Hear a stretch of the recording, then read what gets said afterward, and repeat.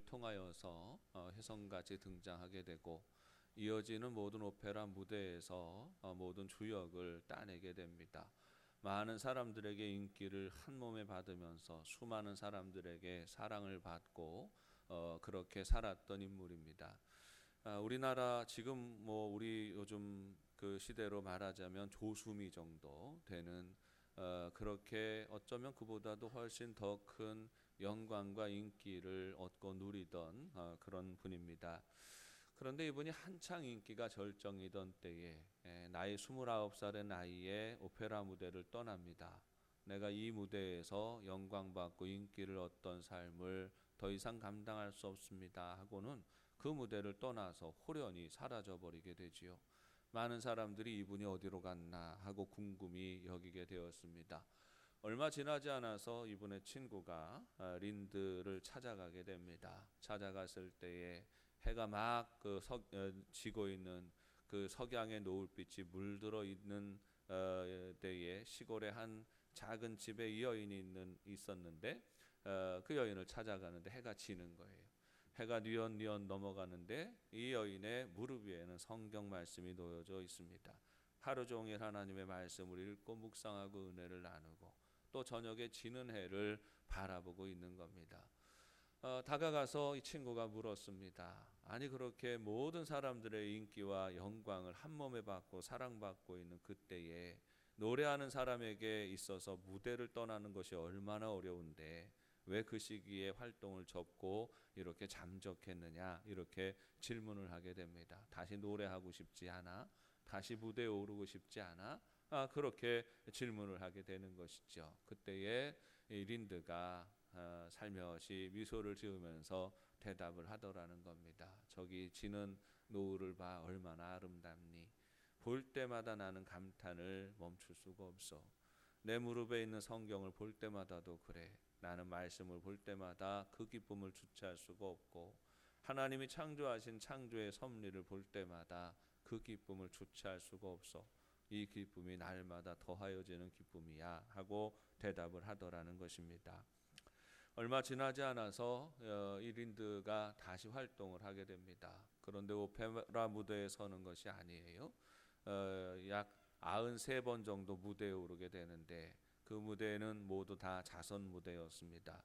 그렇게 노래를 부르며 자선 기금을 모아서 어려운 이들에게 나누고 베푸는 일을 하면서 살아가게 되고 그렇게 얻어들인 수익의 대부분이 스웨덴의 대학을 세우는데 가장 기본이 되는 기금으로 전달되게 되어집니다. 대중의 인기를 기쁨으로 삼지 않고 오히려 하나님의 말씀의 은혜를 최고의 기쁨으로 여기고 살았던 한 여인이 어떻게 변화되어지는 삶을 살았는지 어떻게 더 큰 즐거움과 기쁨을 맛보게 되었는지를 보여주는 이야기입니다. 오늘날 얼마나 많은 사람들이 순식간에 사라지는 즐거움을 바라보고 그것을 얻고자 애를 쓰고 살아가는지 모릅니다.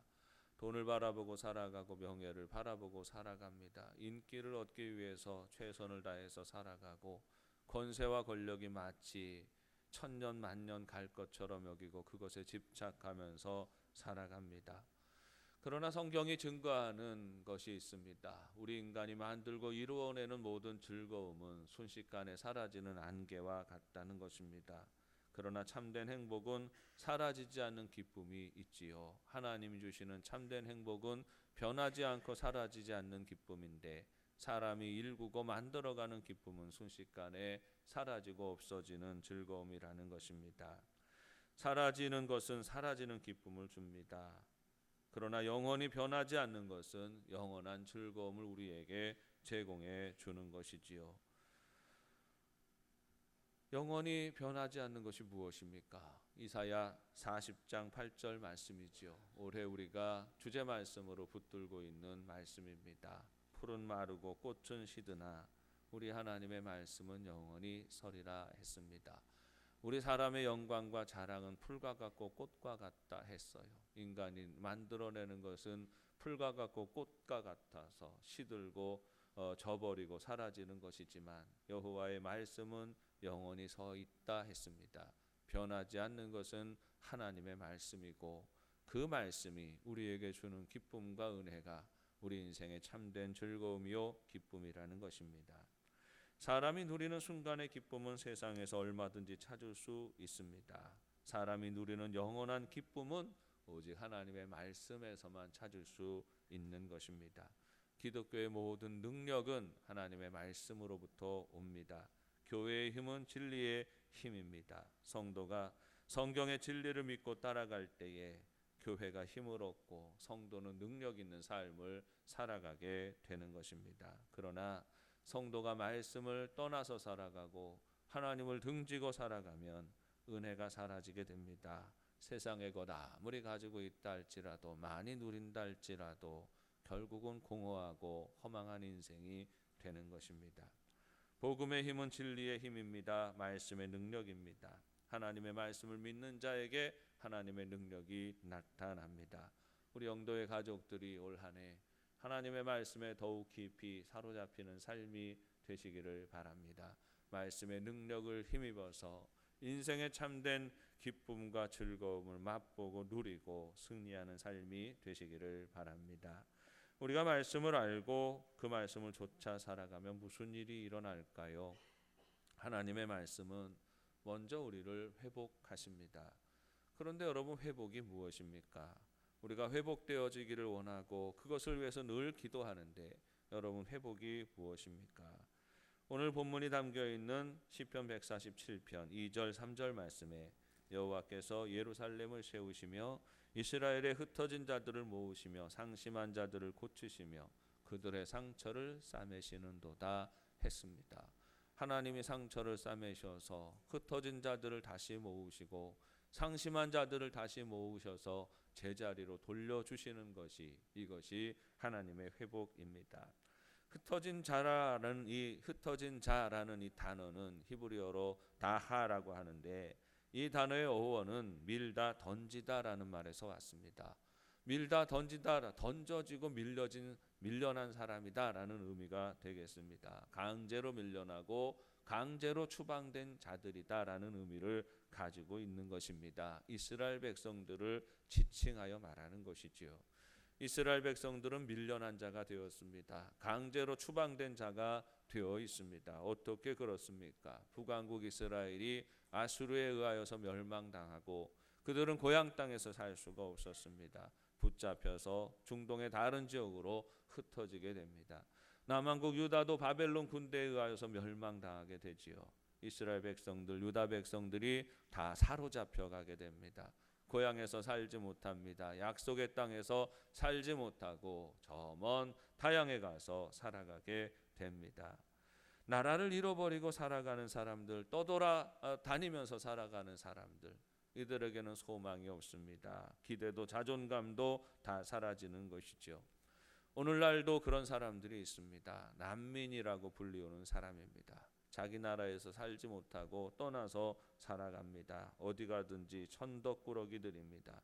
어디에서도 환영받지 못하고 대접받지 못합니다. 그러나 그렇다고 떠나온 곳으로 되돌아갈 수도 없습니다. 그저 살아가는 자리에서 수모와 멸시를 당하면서 묵묵히 견디면서 살아가야 하는 것입니다.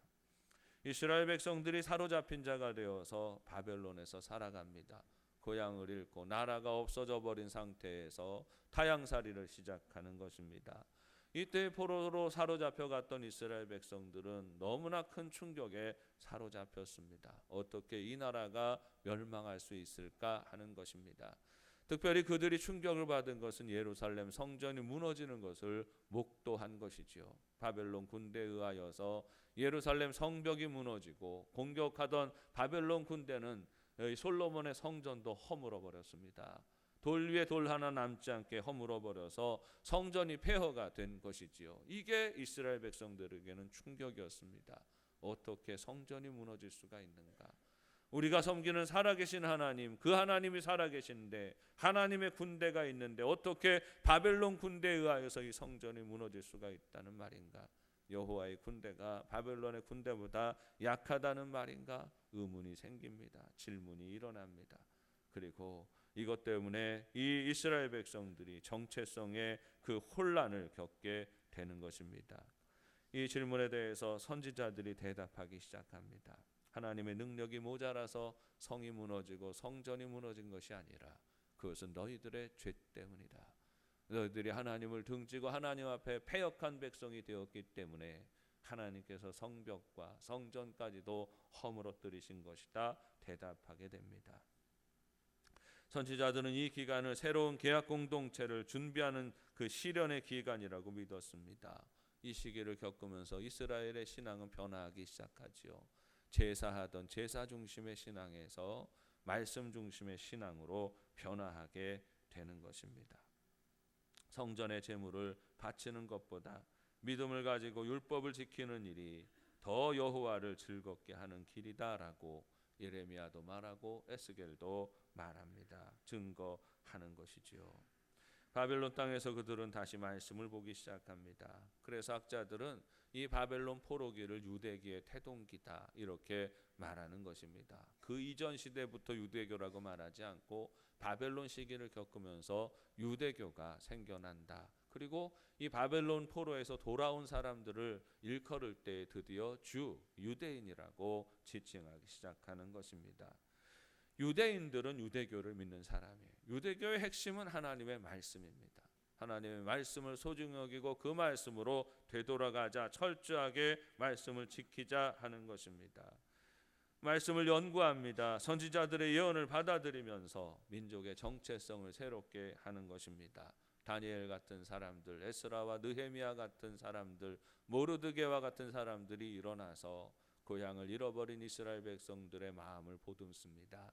그래 하나님은 우리를 새롭게 하실 거라고 다시 소망을 말하고 하나님의 말씀을, 예언의 말씀을 전하고 그 말씀을 붙들고 살아가게 하는 것입니다.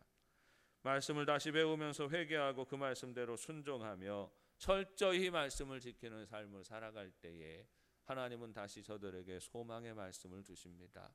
70년의 기한이 차게 되면 다시 이스라엘 백성들의 나라를 회복하시겠다는 약속의 말씀을 주십니다. 그리고 세월이 흐릅니다. 바사왕 고레스의 칙령을 따라서 이 일이 이루어집니다.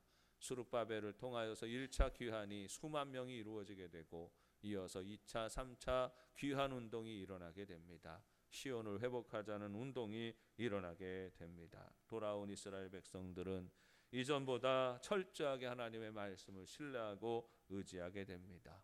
그들은 자기들의 집을 짓는 것보다 성전을 먼저 지었습니다. 그리고 자기의 집을 완성하기보다 생활의 기반을 만들기보다 성벽을 세웠습니다. 예루살렘 성벽을 회복하고 복원합니다. 그래서 다시 거룩한 공동체를 이루는 것입니다. 성전을 세우고 성벽을 쌓는 행위는 이제 그들이 다시 구별되는 삶을 살겠다 하는 의미가 있습니다. 다짐이 있는 것입니다. 여호와께서 예루살렘을 세우시는데 흩어진 자를 다시 모으시죠. 바벨론으로 사로잡혀 갔던 이들을 다시 모으십니다. 그들은 어떤 사람입니까? 상처 입은 자입니다. 상심한 자들이 그들의 마음을 다시 회복하시고 다시 공동체를, 거룩한 공동체를 이루시는 것입니다. 세상 가운데서 구별된 거룩한 백성들을 세우시고 그들로 말미암는 나라를 세워 가시는 것입니다. 말씀은 거룩함을 회복합니다. 사람이 말씀으로 돌아가서 말씀을 읽고 묵상하고 따르면 그 사람의 삶이 거룩해지는 것이죠. 하나님의 회복은 거룩함을 회복하는 것입니다. 돈을 회복하는 게 아니라, 명예와 권세를 회복하는 게 아니라, 이전의 지위를 회복하는 게 아니라 하나님이 말씀하시는 회복은 거룩함을 회복하는 것입니다. 한 사람이 말씀 앞에 서면 한 사람이 거룩해집니다. 한 가족이 말씀 앞에 서면 그 가족이 거룩해집니다. 교회가 다시 하나님의 말씀을 귀히 여기고 이 말씀을 따라 하나님을 온전히 섬기고 순종하는 공동체가 되어지면 교회는 거룩한 능력을 회복하게 되는 것입니다. 회복은 다시 거룩해지는 것이에요. 말씀을 멀리하고 살아가던 사람이 그 고집과 욕심을 드러내는 시기에는 사람들은 깨어지는 삶을 살게 됩니다. 시험도 잘 들고 낙심도 잘하고 그래서 늘 하나님을 떠나가는 인생이 되는 것입니다. 이스라엘 백성들이 그랬습니다. 이스라엘 백성들이 범죄하여서 거룩함으로부터 멀어지니 그들에게 나타난 현상이 무엇입니까? 그들이 아수르에게 멸망합니다. 바벨론에게 멸망합니다. 마땅히 있어야 할 것을 지키지 못하고 떠나는 신세가 됩니다. 하는 수 없이 붙들려서 사로잡혀가는 신세가 됩니다. 거룩한 땅에서 거룩한 도성에서 머물지 못하고 이방인의 땅의 종으로 사로잡혀가는 인생이 되는 것입니다. 마찬가지예요. 교회 공동체가 하나님의 말씀을 지키지 못하면 교회는 늘 떠나가는 곳이 됩니다. 교회가 하나님의 음성이 들려져야 하고 하나님의 사랑과 하나님의 은혜가 나누어지는 곳이 되어야 하는데, 하나님이 주인 되셔야 되는데 여전히 사람의 고집이 드러나고 욕심이 드러나고 사람의 판단이 드러나고 사람의 생각과 사상이 주장하는 공동체가 되어지면 그 교회는 떠나는 공동체가 되는 거죠. 속절없이 성도들이 떠나가지요. 시험도 왜 그렇게 잘 들고 낙심도 왜 그렇게 잘하는지. 실패해서 떠나가고 시험 들어 떠나가고 서운해서 떠나갑니다. 말씀이 중심에 없으면 교회는 떠나는 곳이 되는 거예요. 하나님을 떠나서 세상으로 나아가는 길이 얼마나 쉬워지는지 모릅니다. 그냥 운명이 떠나는 운명이 되는 거예요. 그 가정이 하나님의 말씀대로 서 있지 않으면 사람들은 속절없이 떠납니다. 세상으로 나아가는 거예요. 세상의 가치와 세상의 소망이 내 즐거움이 되는 인생을 우리 가족들이 다 그렇게 살아가는, 하나하나 내 품 안에서 하나님 같이 섬기는 가족들이 아니라 다 세상이 좋아서 여기저기 떠돌아다니는 인생이 된다는 말이에요. 그러나 말씀이 회복되면 은혜가 회복되어집니다. 은혜가 회복되어지면 열망이 회복되어집니다. 다시 모이고자 하는 열망입니다. 돌아가고자 하는 열망이죠. 바벨론 땅의 포로로 사로잡혀 갔던 그 이스라엘 백성들이 그 땅에서 하나님의 말씀을 다시 보기 시작하니까 그들의 마음에 열망이 생기는 것입니다. 회당을 만들 때마다, 집을 지을 때마다 창문을 동쪽으로 서쪽으로 내는 것이죠. 하나님의 성전을 향하여 내면서 그 성전을 바라보면서 기도하는 겁니다. 예루살렘을 바라보면서 기도하는 열망을 바벨론 땅에서부터 가지기 시작한 거지요. 왜요? 저들이 거기서부터 하나님의 말씀을 회복하니까 일어나는 일입니다. 말씀이 회복되면 은혜가 회복되고, 은혜가 회복되면 열망이 회복돼요. 하나님의 교회를 향한 열망이 회복되어집니다. 하나님은 이 회복의 마음을 주시고 이 제목으로 기도하게 하시고 이 말씀대로 우리에게 이루어 주시는 것입니다. 사랑하는 여러분, 우리는 이 은혜가 필요합니다. 하나님의 회복의 은혜가 필요합니다. 우리의 가정들이 믿음으로 회복되어야 합니다. 하나님을 떠나간 자녀들이 있습니까? 저들을 위해서 기도하세요. 우리 교회가 말씀으로 회복되어야 합니다. 상처 있고 하나님을 떠나간 우리의 형제들을 기억해내시고 그들을 위해서 기도하세요. 우리는 먼저 회복을 이루어야 합니다. 하나님의 은혜를 다시 주시옵소서. 하나님의 말씀을 다시 주옵소서. 하나님의 회복을 우리 교회를 통하여 이루어 주시옵소서. 내가 주인 되는 삶, 내 고집 내세우는 삶 내려놓습니다. 우리가 하나님의 말씀 붙들고 그 말씀으로 더욱 사랑하는 삶을 살 터이니 하나님 우리 공동체를 회복해 주옵소서. 우리는 더욱 부르짖어 기도해야 하는 것입니다. 저는 지난 몇 년 동안 우리 교회에 등록하시는 분들을 만날 때마다 인상 깊게 생각하는 부분들이 있습니다. 새로 오시는 성도들을 만나서 이것저것 대화하고 이야기를 나누다가 보면 이분들이 신앙 경험이 전혀 없었던 분들이 아니십니다. 이전에 신앙생활을 하셨던 분들이에요. 제가요 영덕교회 주일학교 다녔어요. 우리 아동부 다녔습니다. 우리 중고등부까지 다녔고 청년부까지 다녔어요. 그런데 여러 가지 이유들로 인해서 하는 수 없이 내가 세상으로 나아갔습니다. 교회를 떠나가는 삶을 살았습니다. 그렇게 20년을 살았어요. 그렇게 30년을 살았어요. 그러나 하나님께서 말할 수 없는 그런 놀라운 은혜와 능력으로 강권하셔서 오늘 무단히 왜 내 마음속에 영도교회 가고 싶은 마음이 생기는지 몰라요. 이렇게 오셔서 등록하시는 분들이 있습니다. 그렇게 오셔서 열심히 신앙생활 하시는 분들도 계시고요. 그리고 어떤 분들은 또 여러 가지 세상을 떠나서 교회를 떠나서 생활하다가 그러나 또 돌아가시기 직전에 다시 또 영도교회를 기억하고 그래서 찾아가서 신방하고 같이 기도하고 영접기도하고 난 이후에 천국으로 가시는 분들도 있습니다.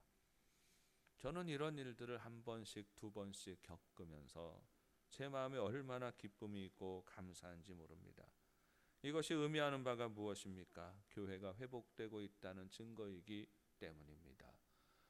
교회가 시험 들어 있을 때는 성도들이 떠나가는 추세가 이어지고, 교회가 회복되어질 때는 성도가 돌아오는 역사가 일어나는 것입니다.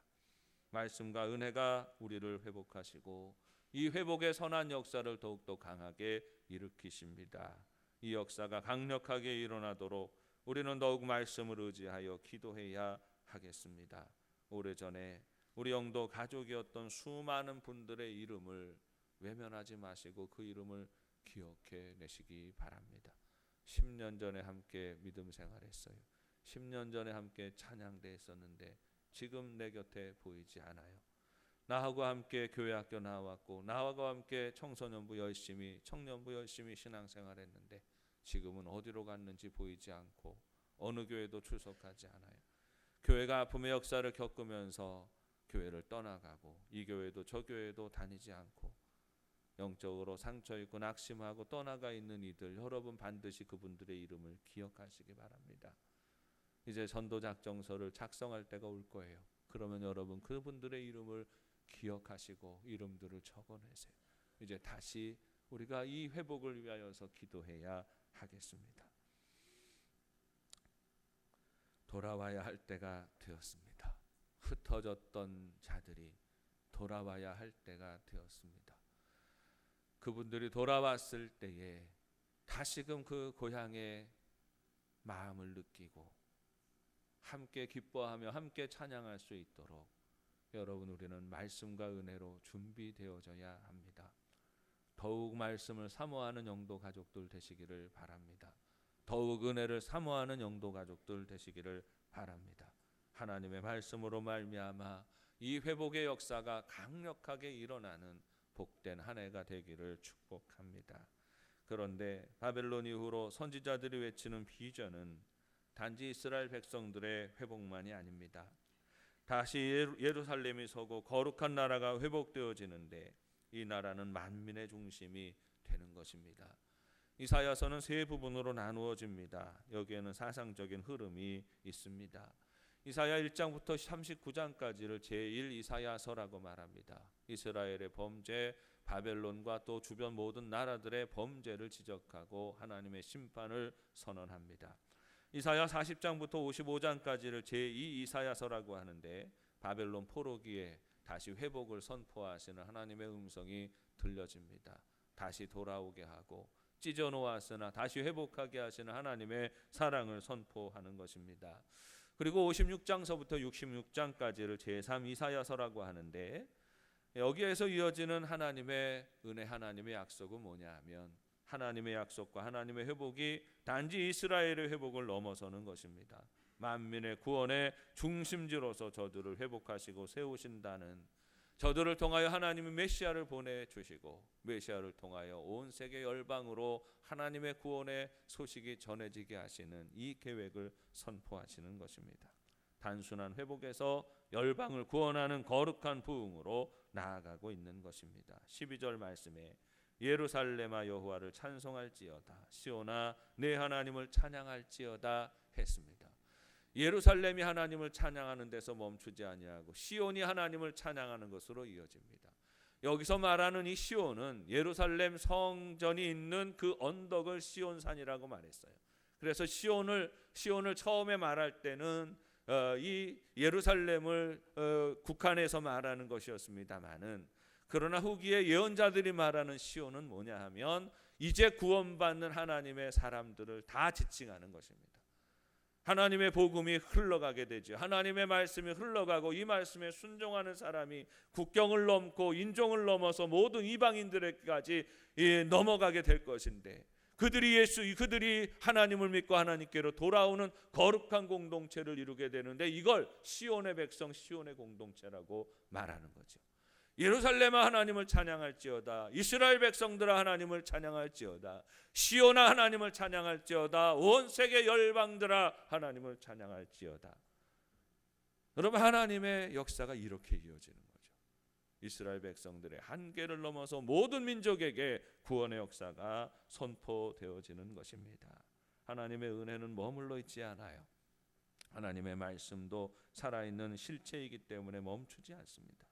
그 말씀이 선포될 때마다 말씀은 흐르고 흘러서 사람을 바꾸고 시대를 변화시키는 것입니다. 조금 더 해석하자면 하나님의 말씀은 교회를 회복할 것입니다.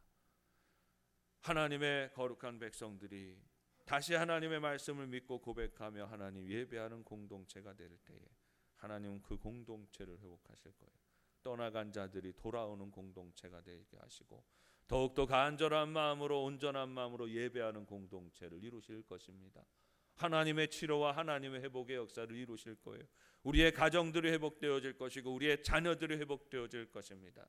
하나님 등지고 떠나갔던 이들이 다시금 다 탕자처럼 돌아와서 다시금 하나님 앞에 손들고 예배하는 역사가 일어나게 될 것입니다. 그런데 거기서 멈추는 것이 아니에요.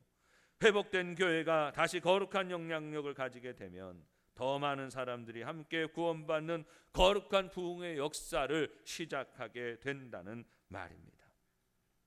이 나라의 교회가 회복되어져야죠.